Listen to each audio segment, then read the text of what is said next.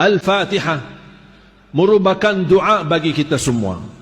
Bagi orang-orang yang tidak bisa berdoa, yang tidak bisa mempanjatkan permohonannya kepada Allah, tapi keinginannya banyak, hajatnya banyak, keperluannya banyak, tapi dia tidak mengerti bahasa-bahasa doa yang pas atau yang paling enak atau yang paling tepat untuk kita memohon kepada Allah. Jangan khawatir, jangan kita membaca Al-Fatihah, apapun yang kita niatkan akan Allah kabulkan hajat kita. Bukan hanya untuk orang yang sudah wafat kita bacakan Al-Fatihah, kita yang masih hidup perlu membacakan Al-Fatihah sebagai obat untuk diri kita, sebagai ruqyah buat diri kita, bahkan sebagai obat untuk melindungi anak-anak kita dari segala bahaya dan keburukan. Al-Fatihah mewakili segala doa bagi orang-orang yang tidak bisa berdoa kepada Allah dalam bahasa Indonesia maupun bahasa Arab. Makanya jamaah sekalian, jangan disia-siakan. Bahkan ada sebagian ulama menjadikan Al-Fatihah wirid sehari-harinya, dari habis subuh sampai terbit matahari di pagi hari, menjadikan wirid berkali-kali membacakan Al-Fatihah untuk dirinya dan untuk keluarganya. Al-Fatihah memang surah yang paling agung, sebagaimana ayat Al-Kursi, ayat yang paling agung di dalam Al-Quran. Ma'asyiral muslimin, jangan sia-siakan suratul Fatihah. Mari kita sama-sama menhayati 17 kali kita baca dalam sehari-hari kita, dalam salat fardu kita. Tapi gimana kita belum merasakan tersentuh hati kita saat kita berbicara langsung sama Allah dan Allah menjawab kita di setiap satu ayat yang kita baca dari suratul Fatihah. Rasakan keindahannya, keberkahannya, keagungannya dan kemuliaannya suratul Fatihah ini. Kita memang membutuhkan cahaya suratul Fatihah ini dalam kehidupan kita. Mudah-mudahan dengan keberkahan, kekuatan dan keagungan suratul Fatihah, kita dapat diantarkan oleh Allah kepada husnul khatimah dan mendapatkan pahala menjadi orang-orang yang baik dan salih-salihah, dan juga menalirkan pahala bacaan Al-Fatihah kita untuk kedua orang tua kita, untuk para guru-guru kita, ulama-ulama kita. Dan mudah-mudahan dengan kita selalu membaca Al-Fatihah, Allah lindungi negeri kita Indonesia dari segala bahaya, bencana dan segala bala dan musibah. Dan selalu kita membacakan Al-Fatihah, apapun yang kita niatkan pasti Allah kabulkan. Ada orang membaca demi hidayah, ada orang yang membaca demi petunjuk, ada orang yang membaca demi kemudahan rezeki, ada orang yang membaca untuk merubah doa bagi orang tuanya, ada orang yang membacanya untuk anaknya, ada orang yang membacanya supaya dia selamat dan lancar segala urusannya. Apapun yang kita niatkan, kita ingat firman Allah, qul huwa lilladzina amanu hudan wa shifa. Al-Quran itu dan segala isinya, apalagi surah yang paling agung, petunjuk dan syifa, obat dari segala penyakit batin maupun penyakit zahir.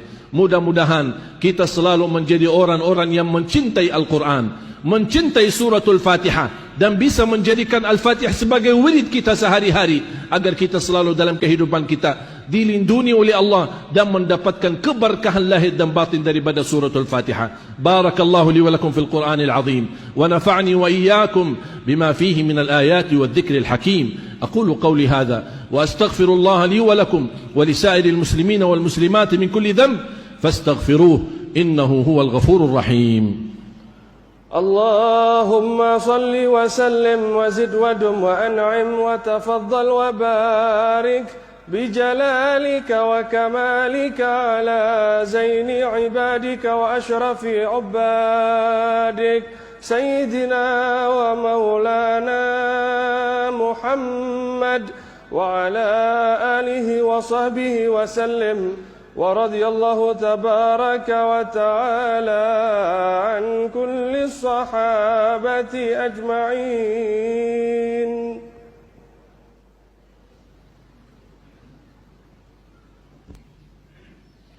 الحمد لله على إحسانه والشكر له على توفيقه وامتنانه.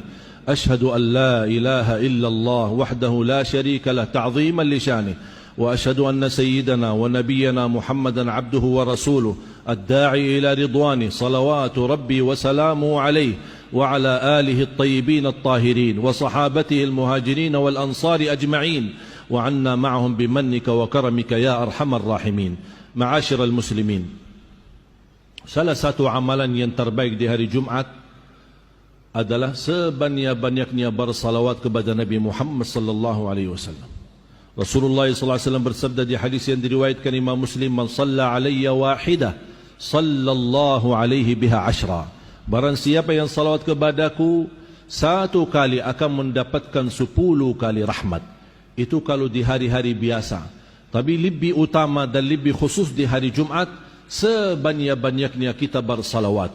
Karena Rasulullah sallallahu alaihi wasallam bersabda, "Akthiru alayya minas salati fi yaumil jumu'ah, fa inna salata ummati ma'rudatun alayya fi kulli yaumi jumu'ah." فمن كان أكثرهم علي صلاة كان أقربهم مني منزلة. Hadis Hasan di kitab Sahih At-Targhib. Ini salah satu berita gembira dari hadis Rasulullah SAW yang Hasan ini. Bagaimana kita sebanyak-banyaknya kita bersalawat berarti akan menjadi posisi yang terdekat sama Rasulullah SAW. Sebanyak-banyaknya kita bersalawat khususnya di hari Jumat. Makanya ada seorang guru saya, seorang ulama, Syekh Muhammad ibn Muhammad Al-Mukhtar Al-Shanqiti, seorang ulama di Masjid Nabawi. Ketika kami duduk di majlis dan beliau dikenal sebagai ahli zikir dan sangat luar biasa cintaannya beliau kepada Rasulullah dan Ahlul Bait. Sambil beliau pernah berkata, ketika ditanya sama seorang yang duduk di majlis, mana yang lebih utama di hari Jumat? Banyak baca Quran atau banyak bersalawat? Beliau langsung menjawab dengan tegas, sebaik-baiknya di hari Jumat khususnya lebih baik banyak bersalawat kepada Nabi Muhammad daripada banyak membaca Al-Quran. Apa alasannya? Karena kata beliau, itulah permintaan Nabi kita Nabi Muhammad sallallahu alaihi wasallam. Akthiru alayya minas salati fi yaumil jumu'ah. Banyak salawatlah kepadaku di hari Jumat. Kenapa khususnya di hari Jumat? Karena setiap hari Jumat Rasulullah SAW bisa mengenal salawat kita. Ada malaikat yang punya tugas membawa salawat kita kepada Nabi Muhammad di Madinah. Ya Rasulullah, ini salawat si fulan dari Solo. Ini salawat si fulan dari sana, dari sini. Dan Rasulullah SAW bisa mengenal nama kita karena kita bersalawat khususnya di hari Jumat. Ini keistimewaan yang saya harap jangan disia-siakan. Pagi berdiri, duduk di manapun kita berada, terus kita bersalawat. Baki Sayyiduna boleh, tidak baki Sayyiduna boleh. Mau yang panjang boleh, mau yang pendek boleh. Mana yang anda suka? Silahkan. Sebanyak-banyaknya salawat. Dijamin dengan banyak salawat, selain kita menjadi dekat manzilatan inda Rasulillah, dekat posisi kita bersama Rasulullah SAW, kita akan terjamin mendapatkan syafaatnya Nabi Muhammad SAW. Diampuni dosanya, dijaminkan husnul khatimah, diselamatkan dari kematian mendadak, diangkat segala kesusahan, dihilangkan segala kesulitan, dilunasi hutang, disumbuhkan penyakit. Banyak kemanfaatan daripada salawat. Kalau saya sebutkan manfaatnya, saya perlu khutbah berkali-kali untuk tuntaskan betapa manfaat dan keutamaan daripada salawat kepada Nabi Muhammad sallallahu alaihi wasallam. Cukup firman Allah, "Innallaha wa malaikatahu yusalluna 'alan nabi, ya ayyuhalladzina amanu sallu 'alaihi wa sallimu taslima." Makanya perintah Allah kita selalu berkata sallallahu alaihi wasallam atau Allahumma salli ala Muhammad, ya Rabbi salli alaihi wa sallim. Allahumma salli ala Sayyidina Muhammad wa ala ali Sayyidina Muhammad wa sallim taslima. Ibadallah, mari kitalah sama-sama berdoa kepada Allah Subhanahu wa taala agar kita mudah-mudahan di hari yang berkah ini dengan berkahnya dan wasilah kita bersalawat kepada Nabi Muhammad sallallahu alaihi wasallam, mudah-mudahan terkabul doa kita dan diijabah oleh Allah hajat kita. Amin ya rabbal alamin. Allahumma ighfir lil muslimina wal muslimat wal mu'minina wal mu'minat al ahya'i minhum wal amwat. Allahumma salli ala Sayyidina Muhammad wa ala ali Sayyidina Muhammad. Ya Allah, aku mohon, ya Allah, aku mohon dengan nama-Mu yang agung dan mulia untuk semua jamaah, sebagaimana diberikan kemudahan kita sama-sama berkumpul di Masjid Jami' As-Sagaf ini, berilah kepada kami kemudahan sama-sama bertemu kembali di dalam surga-Mu ya Allah bersama Nabi Muhammad sallallahu alaihi wasallam. Ya Allah, berkahi umur kami, berkahi rizki kami, berikan kemudahan bisa ke tanah suci, haji dan umrah dan ziarah Nabi Muhammad. dan ziarah Nabi Muhammad sallallahu alaihi wasallam.